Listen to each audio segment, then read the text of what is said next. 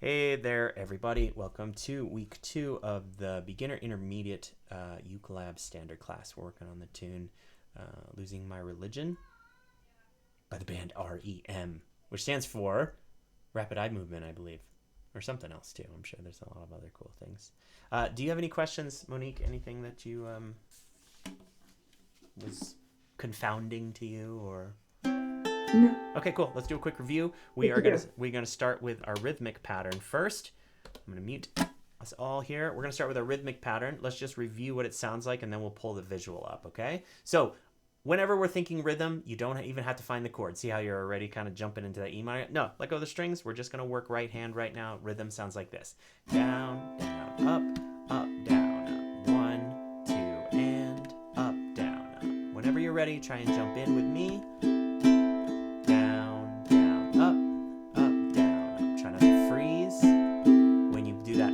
Up strum, down, down, up, come down. Good. Beautiful. I'm going to ask you to unmute, and then I'm going to have you do it on your own so I can hear just a little bit. Go for it. Beautiful. Nicely done. Awesome. Cool. Let's review our chords. A minor to start. 1, 2, ready, A minor. E minor. Good. A minor. Beautiful. Let's go E minor. Nice. And finish on A minor for me. Beautiful. All right, quick review on the left hand. Remember, our transition, we really want to think about this in the most fluid way we can think about it. What I like to do is actually drop into the shape as my pointer finger is falling. Right now, what you're doing is sort of resetting. You're taking your pointer finger off, then you're going ring finger, then you're going middle, then you're going pointer, this sort of stair step. If you're gonna stair step, see if you can get that pointer finger down first. Drop that pointer finger into position and then maybe build the stair step up. See if that's helpful. Let's try whole notes. 2, 3, A minor. 1, 2, ready, E minor. 2, ready, A minor. 2, ready, E minor. 2, ready, last time, and good, ready, E minor. That was better. Nice clean transition. All right, let's try it with the rhythm. 1, 2, oh, life, bigger.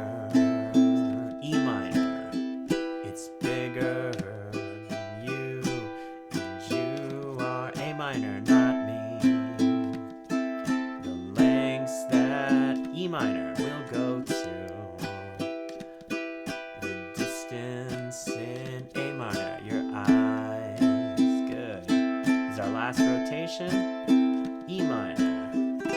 Oh no, I've said to. Then we go to our first chord that's different. D minor. D minor. 2, 2, 1, and 0. Yeah, it looks like this. 2, 2, 1, and 0. Remember, it's just like an F chord. It just has the ring finger added to it. Like that. A little bit of an extension. Make sense? Okay, cool. So now we continue there. 2, 3, 4. Much. Go to G, I've said it all. Nice, good transition. That's in the corner, A minor.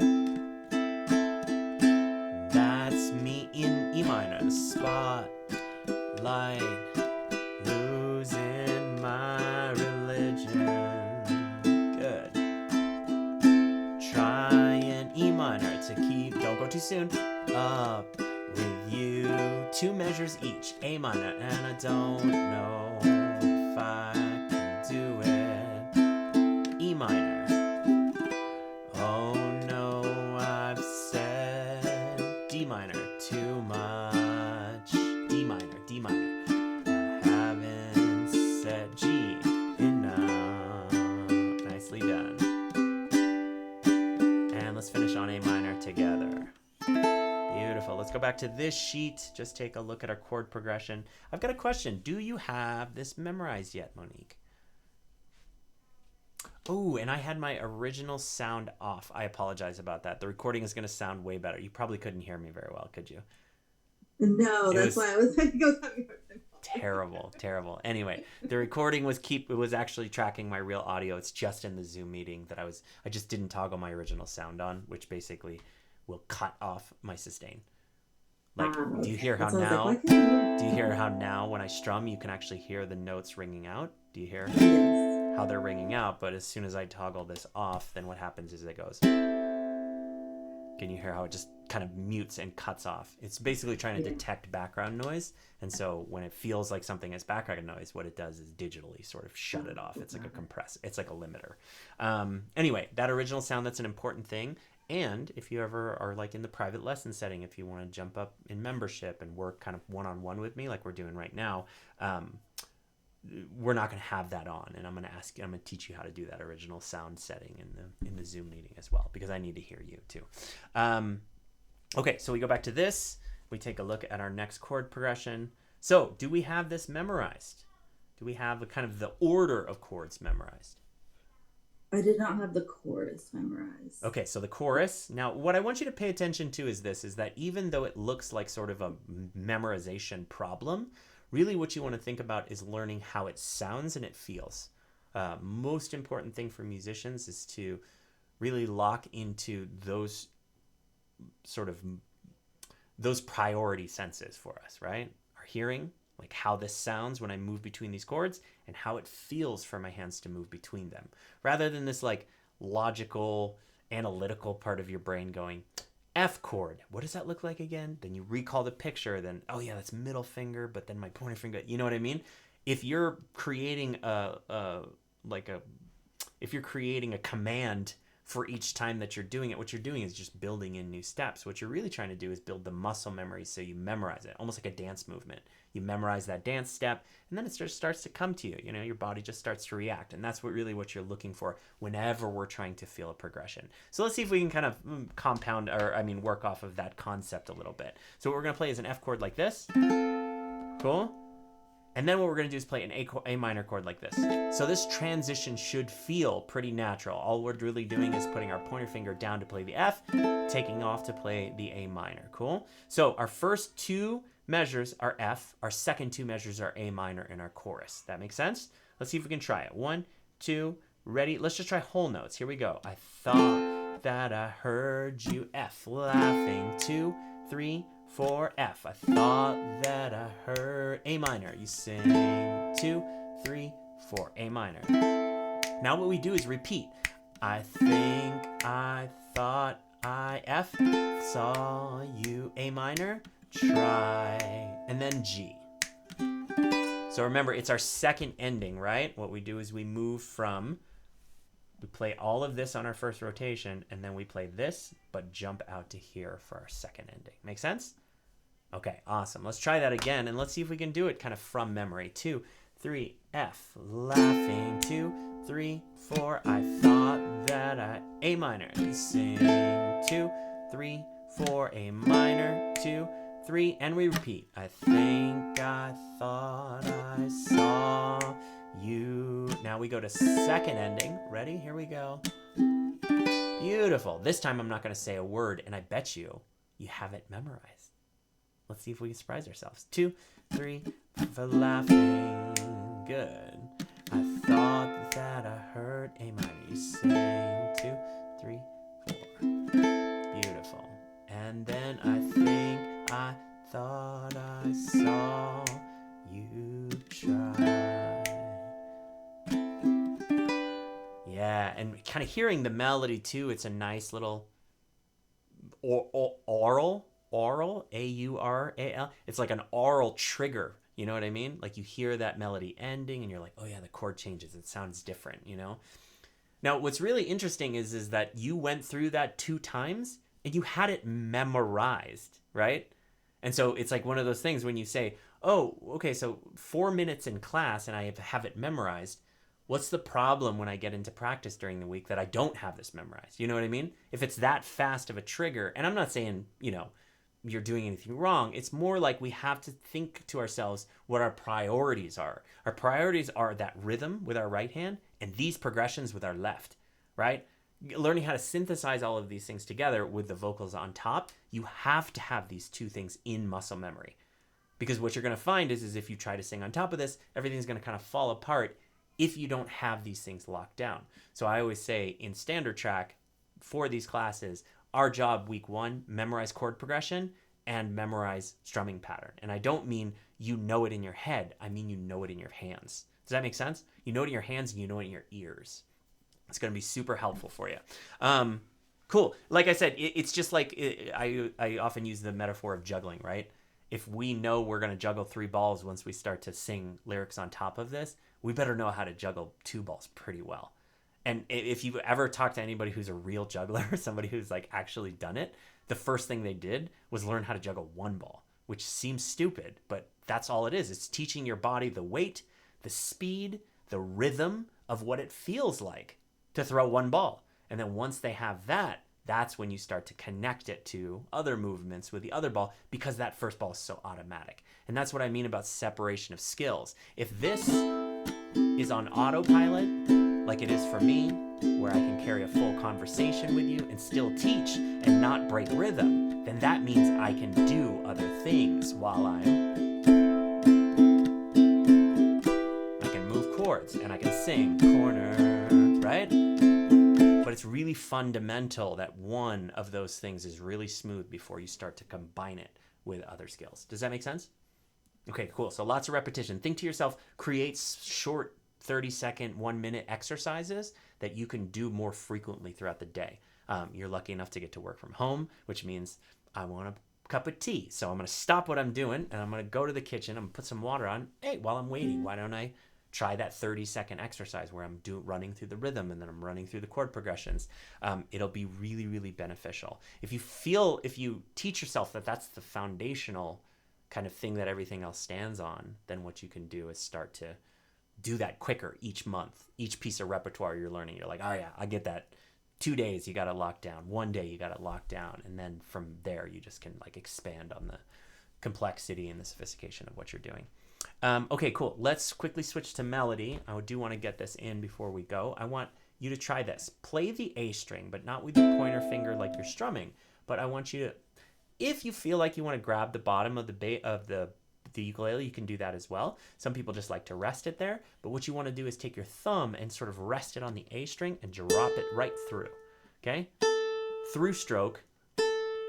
Try to avoid this outward motion, which a lot of people say, oh, you pick the A string, and so a lot of people will pull it outwards and snap it back towards the body. You actually want the string to vibrate in this direction. So that means you load it, drop the weight of your thumb and your hand through the string. Make sense? Cool. Now I want you to take your pointer finger and I want you to put it on the 5th fret, and I want you to go right up against that fret wire. Now, do you notice how, 5th fret is the one with the dot. That's right, exactly. Do you notice how the note has changed? Go ahead and hear the open one, and then hear the 5th one. It's a higher pitched sound because effectively what we're doing is shortening the string. Everything behind it is not vibrating anymore. That's dead. And now the string is this length. It's vibrating from this point to the bridge. Make sense? Cool. Now I want you to put your ring finger on the 7th fret. Nice.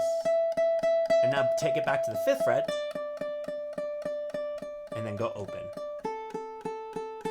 Nice. Now I want you to try this. I want you to play 5, 7, 5, open. Nice. Just like that. Ah, beautiful. Now when you play that open string, I want you to try something. Watch. Go ahead and take your hand completely away from the fretboard and know that it's just your right hand's job to play the open A string. Watch. I take my hand away, and it's only the right hand's job, right? I can get that note with just the right hand. Try that again. 5, 7, 5, and then take your hand away for that last note. Now what I want you to do is go 5, 7, 5, and then try to find an F chord while that open A string is ringing out. 2, 0, 1, 0. Yeah, beautiful. Awesome. Okay, cool. So this is what we're going to do. We're going to try to play 5, 7, 5, 0, and then strum an F. See if you can try that. Beautiful. Try it again. 5, 7, 5, 0, and F chord. Beautiful. Last time. 5, 7, 5, 0, F. Nice. Now what I want you to try is this. I don't want you to find the F chord. I want you to play 5, 7, 5, 0, and then try, instead of strumming down just once, I want you to actually go into the rhythmic pattern. Okay? You don't have to get to the F. Just play all the open strings after you play that melody. So it sounds like this. 5, 7, 5, 0, strum. Give it a try. And then strum. Nice. All right, cool. You can guess the next part in the sequence. We're going to find an F chord. 5, 7, 5, 0, F, da, da, da, da, da. Nice. Awesome. Okay, so this is what encapsulates the introduction of this tune. Okay, I'm going to play it once just so you can see. It starts with the melody. 1, 2, ba, ba, ba, ba, strum. And we hold. Melody again. Different chord, A minor. Hold. F, da, da, da, da, da. Hold. And 5, 7, 5, 0, A minor. Now watch, I switch. Oh, la. Just like the chorus, we have F, A minor, F, A minor to G, right? It's the same chorus chord progression. We're just inserting this little melodic line. Okay? So what I want you to try is this. I want you to try the melody. Dot, dot, dot, dot. One round of the rhythm on F. Dot, dot, dot. And then on the last one, hold for 2 counts. And then you start the melody again and go to an A minor. Cool. Awesome. Go for it. Bum, bum, bum, bum. F chord, strum through it. And hold 1. And again. Bum, bum, bum, bum. A minor. A minor. Da, da, da, da, da, da. Hold. And almost 5, 7, 5. You get 0. F. Dun, dun, dun, dun, dun, dun. Hold. And now, bum, bum. Last one. Go ahead. A minor, strum through. And now instead of holding, you go to G and strum. Oh. And then we're into the verse. Make sense? Cool? Awesome. That's it. In terms of components of the song, we have one more thing to learn, which is sort of the riff that happens in the middle, right? We'll get to that later, but it's going to be kind of that same idea. We're sort of mixing a chord with a melodic phrase. It's going to be even simpler than what we're doing here, okay? What we just did, where is that on the sheet? Really good, great question. So here, intro riff. That's what we're Intro playing. riff. Exactly. And it was a F A to G. Yeah, and check out the chord progression. F to A, F to A to G. It's the same length. The only difference is that melody is taking up one of the measures of the chords, right? Get it? So it's like, it's the chorus chord progression, and we're playing this little melodic line over it. Does that make sense? Mm-hmm. Okay, cool. So we play this at the top of the tune. We go through that cycle. Once we go to G, then we're into verse 1. Does that make sense? Yep. Okay, awesome. I'm a couple minutes late for the next class, so I got to jump. It was great seeing you, Monique. Sorry, sorry, it's a little bit of no, it's not too short of a recording, 20 minutes. So I'll have this uploaded and play around with those tools. Let me know if you have any questions via Slack. Please, please, please. I really urge people to have communication, especially when something's holding them up. If you have any technical issue, just please, if I can get a question answered to help you progress a little faster, then I'm more than happy to do it. Okay. All right. It was great to see you. Have a good week, and we'll see you next time. Thank you. Reminder. This is the last class that we're meeting on Thursday. Next week will be Tuesday, same time, 5 to 5:45. Okay. Okay. All right, Monique. Take care. Have a good one. Thanks. Bye.